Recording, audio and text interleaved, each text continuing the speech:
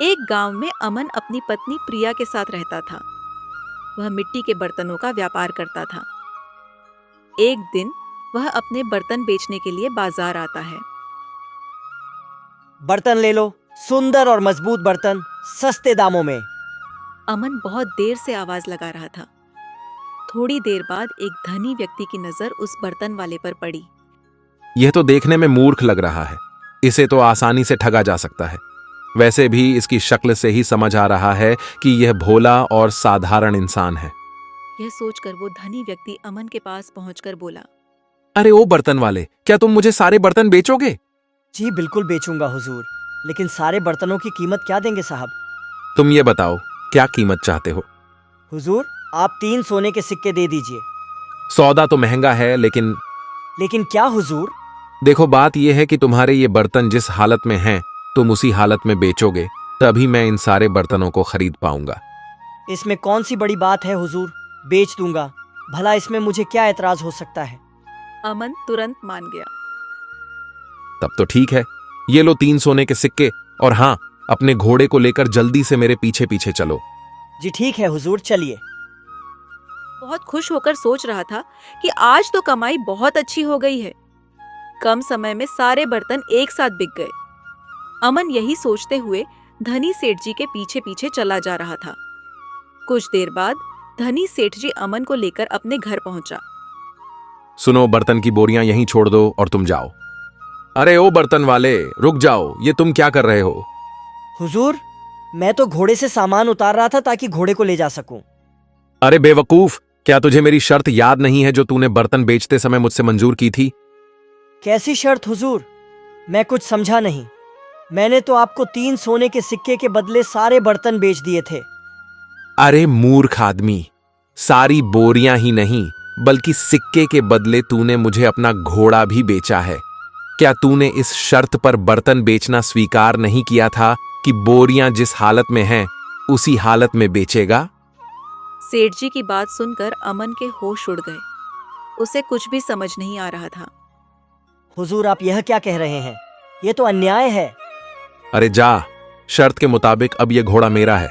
तुझे अपनी कीमत मिल चुकी है, इसलिए तू यहां से चलता बन, नहीं तो तेरे लिए अच्छा नहीं होगा, समझा?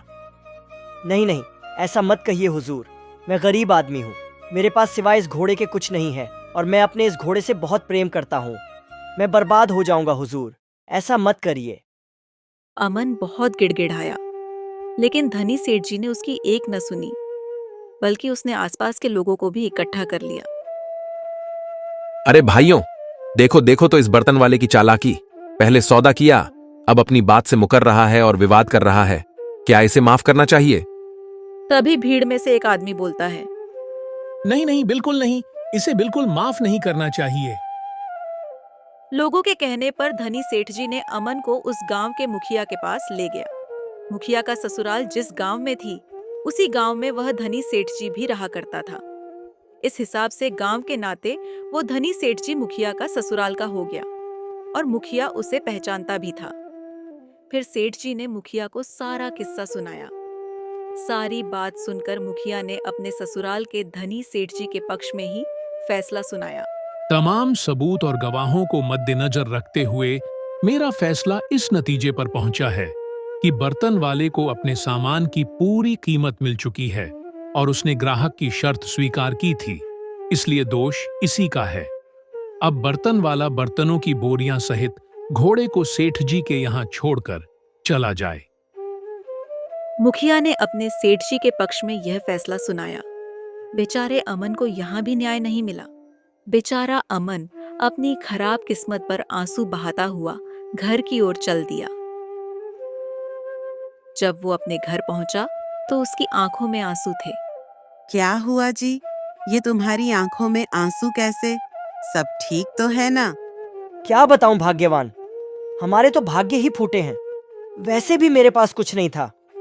आज हमारा प्यारा घोड़ा भी हाथ से निकल गया। फिर अमन ने सारी बातें प्रिया को बताईं।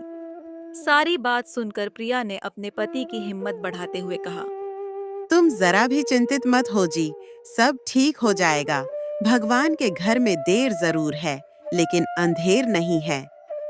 फिर कुछ देर बाद रात हो गई और वो दोनों सो गए।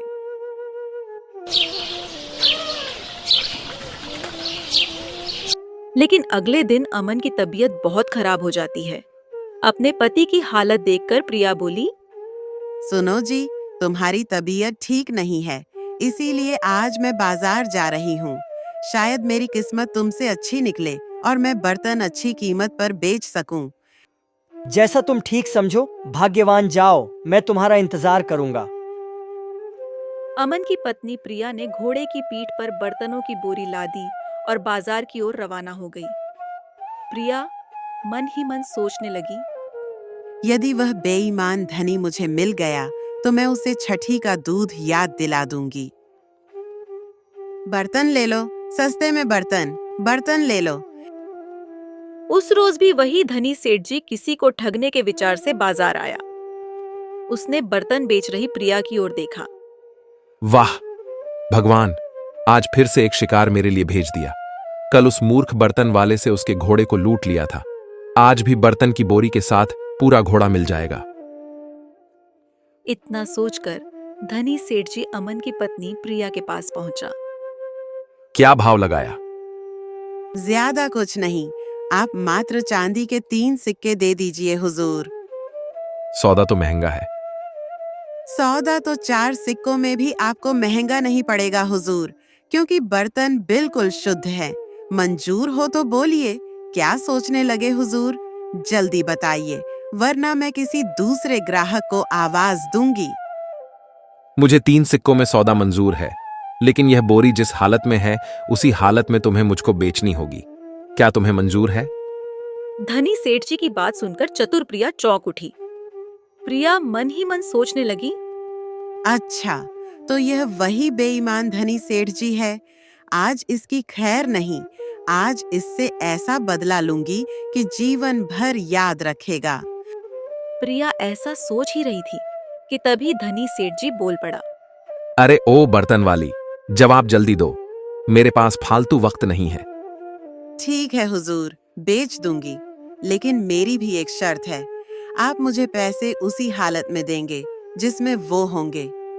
ठीक है, मुझे तुम्हारी शर्त मंजूर है। देर न करके अपने घोड़े को मेरे पीछे पीछे ले चल। सेठ जी की बात मानकर प्रिया अपने घोड़े को सेठ जी के पीछे पीछे लेकर चलने लगी। प्रिया ऐसा सोचते हुए धनी के घर पहुंच गई। ठीक है हुजूर, बर्तन की बोरियां कहाँ रखूं? अरे मूर्ख औरत, तूने क्या सौदा किया था? शर्त भूल गई या मैं याद दिलाऊं? माफ करना हुजूर, मैं सच में शर्त भूल गई थी। घोड़ा बांध देती हूँ। शर्त मैंने पूरा कर दिया हुजूर।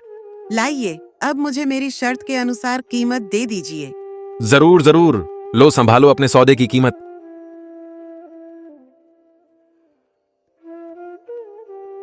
यह क्या हुजूर, यह क्या कह रहे हैं आप?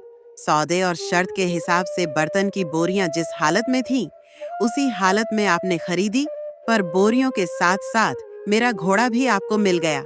लेकिन आपने मुझसे भी तो यह वादा किया था कि आप पैसे उसी हालत में देंगे जिस हालत में वे होंगे, इसलिए इस समय पैसे आपके एक हाथ के साथ हैं। अतः आप सिक्कों के साथ साथ अपना एक हाथ भी मुझे दीजिए। अरे हुजूर, शर्त और सौदे के मुताबिक आपको ऐसा करना ही होगा। लाइए, सिक्कों के साथ अपना एक हाथ भी दीजिए। प्रिया की बात सुनकर बेईमान सेठ जी के होश उड़ गए। ये क्या बक रही है तू? बक नहीं रही सेठ जी, बल्कि न्याय की बात कर रही हूँ। आपको सिक्कों के साथ अपना एक हाथ भी देना होगा। तुम्हारी ये मजाल, निकल जाओ मेरे घर से। ऐसा नहीं सेठ जी, अब तो मैं यहाँ से अपना हक लेकर ही जाऊंगी। ऐसा कहते हुए प्रिया जोर जोर से चिल्लाने लगी। भाइयों और बहनों, मेरी बात सुनो। मुझे इस बेईमान सेठ जी से न्याय दिलवाओ। यह सेठ जी बड़ा बेईमान है, यह लुटेरा है। अरे यहाँ तो लेने के देने पड़ गए। अरे बेटी, सुनो तो मेरी बात तो सुनो। सेठ जी ने गिड़गिड़ाना शुरू किया। अब तो मैं सिर्फ एक ही शर्त पर आपकी बात सुन सकती हूँ सेठ जी। आप पहले अपना एक हाथ काट कर दीजिए। अरे बेटी, हाथ के बदले में तुम्हें तुम्हारा घोड़ा, सारी बोरियां और 5 चांदी के सिक्के भी देने को तैयार हूं। मेरी बात मानो, लोगों को इकट्ठा मत करो। सेठ जी बार बार ऐसा कहता रहा, लेकिन अब तो प्रिया भी अपनी जिद पर अड़ी थी। नहीं सेठ जी, मुझे यह सब चीजें नहीं चाहिए, बल्कि तुम्हारा एक हाथ ही चाहिए। लगता है आज यह मेरा हाथ कटवा कर ही मानेगी। प्रिया और सेठ जी का शोर सुनकर देखते ही देखते आस पड़ोस के बहुत सारे व्यक्ति वहां जमा हो गए और प्रिया ने उन्हें सारी बात बताकर अंत में बोला, अब आप ही सभी लोग फैसला करिए कि शर्त के मुताबिक मुझे सिक्कों के साथ साथ इसका एक हाथ भी मिलना चाहिए या नहीं। नहीं नहीं, बिल्कुल नहीं। इसे बिल्कुल माफ नहीं करना चाहिए। हाँ हाँ, मिलनी चाहिए। आज शर्त के अनुसार तुम्हें भी अपना हाथ इसको देना होगा, बिल्कुल देना होगा। इसे मुखिया के पास ले चलो। मुखिया का नाम सुनते ही सेठ जी का चेहरा प्रसन्नता से खिल उठा। ठीक है, मैं इसे मुखिया के पास चलने को तैयार हूं। मुझे पूरा विश्वास है कि वह दूध का दूध और पानी का पानी कर देंगे। सभी लोग और धनी सेठ जी को साथ लेकर उसी समय मुखिया के पास पहुंचे और सारी बात मुखिया को बताई गई। सारा किस्सा सुनकर मुखिया उलझन में पड़ गया। मुखिया मन ही मन सोचने लगा, यदि मैं सेठ जी का पक्ष लेता हूं तो सारे लोग मुझे अधर्मी और न्यायहीन समझेंगे। मुखिया ऐसा सोच ही रहा था, तभी प्रिया कहने लगी, गरीब के साथ न्याय कीजिए मुखिया जी, मुझे मेरा हक दिलवाइए। सारी बात सुनकर मुखिया इस नतीजे पर पहुंचा कि दोषी तो यही सेठ जी है। तुम्हारी मांग जायज है, लेकिन प्रिया, तुम इस इंसान का एक हाथ लेकर क्या करोगी? मेरी बात मानो तो सेठ जी के एक हाथ के बदले जो कुछ भी सेठ जी दे रहा है उसके सहित 10 चांदी के सिक्के और ले लो। नहीं मुखिया जी, मुझे तो शर्त के मुताबिक इसका एक ही हाथ चाहिए। प्रिया अपनी बात पर अड़ी रही। मुखिया ने प्रिया को बहुत समझाया।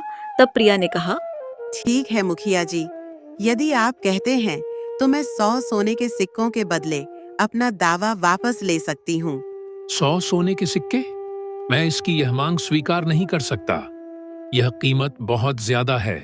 मुखिया जी, यदि यह कीमत इसके एक हाथ से ज्यादा है तो मुझे एक हाथ ही स्वीकार है।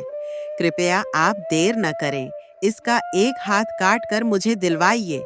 मेरे पास ज्यादा समय नहीं है। घर में मेरे पतिदेव मेरा इंतजार कर रहे होंगे। सेठ जी, कसूर तुम्हारा है। शर्त के मुताबिक अपना हाथ काटकर दो या फिर 100 सोने के सिक्के, यही हमारा फैसला है। मुखिया का फैसला सुनकर सेठ जी के पैरों तले धरती खिसक गई, लेकिन मरता क्या न करता। उसे प्रिया द्वारा मांगा गया धन देना ही पड़ा।